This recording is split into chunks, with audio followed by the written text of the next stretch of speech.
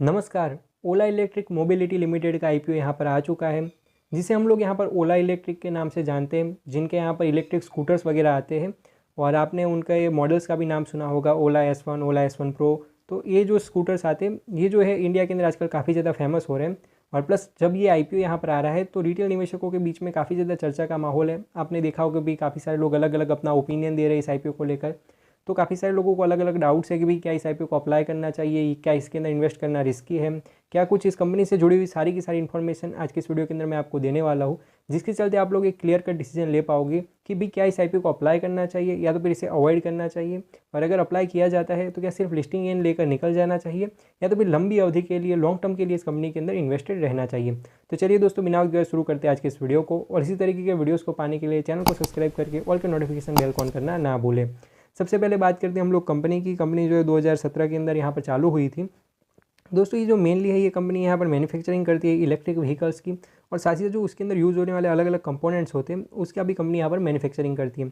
जैसे कि भी जो इलेक्ट्रिक बैटरीज हो गई, साथ ही साथ यहाँ पर जो उसकी मोटर हो गई, फिर जो यहाँ पर व्हीकल का बॉडी फ्रेम जो होता है पूरा का पूरा, तो इन सभी चीज़ों की कंपनी यहाँ पर मैन्युफैक्चरिंग करती है अपनी ओला फ्यूचर फैक्ट्री के अंदर। और फिर उसका यहाँ पर मैन्युफैक्चरिंग एंड सेलिंग का कंपनी यहाँ पर काम करती है। अब कंपनी के फाइनेंशियल के ऊपर नज़र डाल लेते हैं तो भी 2021 के अंदर कंपनी के पास में कुछ यहाँ पर 2112 करोड़ के एसेट्स थे, जो कि बढ़कर आज की तारीख के अंदर 7735 करोड़ के हो गए हैं। एसेट अच्छे खासे हैं, एसेट की ग्रोथ भी अच्छी है, जो कि कंपनी को एक स्टेबिलिटी यहाँ पर देता है। वहीं अगर बात की जाए रेवेन्यू की, ईयर ऑन ईयर इसकी भी ग्रोथ अच्छी है। लेकिन जो इस कंपनी का सबसे बड़ा माइनस पॉइंट है, जो सबसे बड़ा नेगेटिव चीज़ है, वो ये है कि भी कंपनी आज की तारीख के अंदर लॉस मेकिंग है, और काफ़ी बड़ी लॉस मेकिंग कंपनी है। दोस्तों हर किसी क्वार्टर के अंदर कंपनी करोड़ों रुपयों की बर्निंग कर देती है, करोड़ों रुपयों को जला देती है, बदले में कोई प्रॉफिट लेकर नहीं आती है, उल्टा घर का पैसा यहाँ पर जा रहा है। तो लॉस मेकिंग कंपनी है। 2021 के अंदर 200 करोड़ का लॉस था, जो कि हर साल बढ़ते गया। और पिछले फाइनेंशियल ईयर 2024 के अंदर कंपनी ने यहाँ पर 1584 करोड़ का लॉस बुक किया है।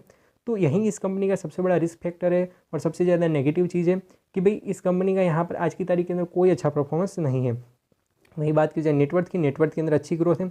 वही रिजर्व्स एंड सरप्लस जो है वो भी यहाँ पर नेगेटिव है, हज़ारों करोड़ के नेगेटिव रिजर्व्स एंड सरप्लस है।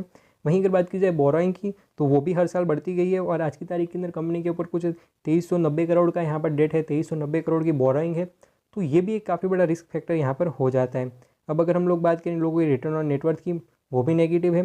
साथ ही साथ अगर बात की जाए कंपनी के मार्केट कैप की, तो इस आईपीओ के अंदर हमें कुछ 33,521 करोड़ की मार्केट कैप के साथ में एक small to mid cap company देखने को मिल रही है। दोस्तों ये मार्केट का भी एक प्रॉब्लम है। आप समझिए कि यहाँ से अगर आपने इस कंपनी के अंदर इन्वेस्ट किया और यहाँ से कंपनी 10 गुना भी होगी, तब जाकर इसकी मार्केट कैप 3 लाख करोड़ की हो जाएगी। तो यहाँ पर 10 गुना का जो पोटेंशियल है वो सीधा ही इसको एक लार्ज कैप कंपनी बना देगा।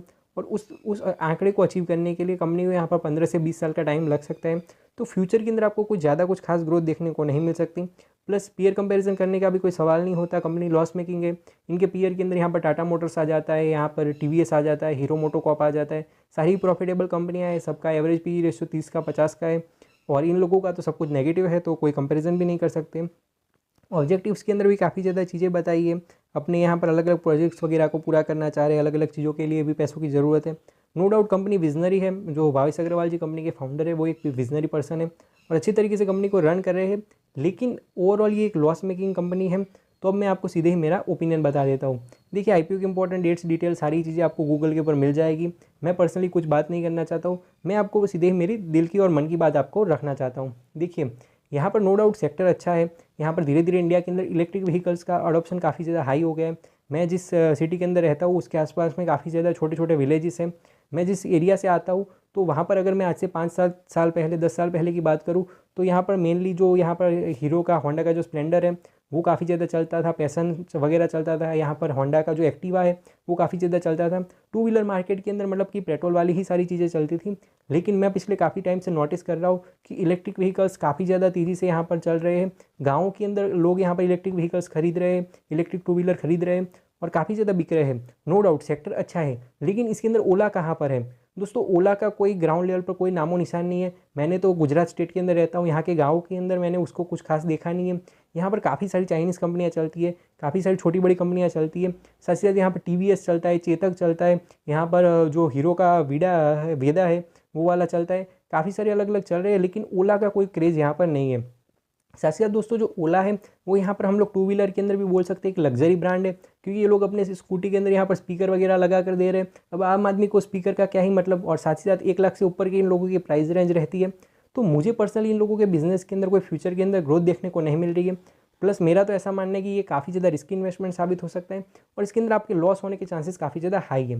तो आप ऐसे ही कैपिटल को, ऐसे ही पैसे को ओला के अंदर इन्वेस्ट करें जिस पैसे को आप यहाँ पर लॉस करना अफोर्ड कर सकते हो, जिस पैसे को आप भूल जाना यहाँ पर अफोर्ड कर सकते हो।